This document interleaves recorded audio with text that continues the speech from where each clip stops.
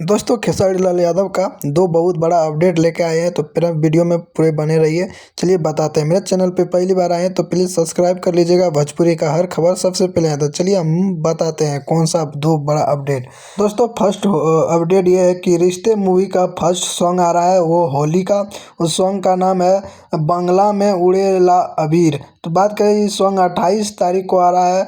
SRK music पे इस song आएगा। दोस्तों बात करें, इस सॉन्ग खेसारी लाल और राजनंदनी ने इस सॉन्ग को गाया है और कृष्णा बेदर्दी ने सॉन्ग लिखा भी है और म्यूजिक भी कृष्णा ही बेदर्दी दिए हैं।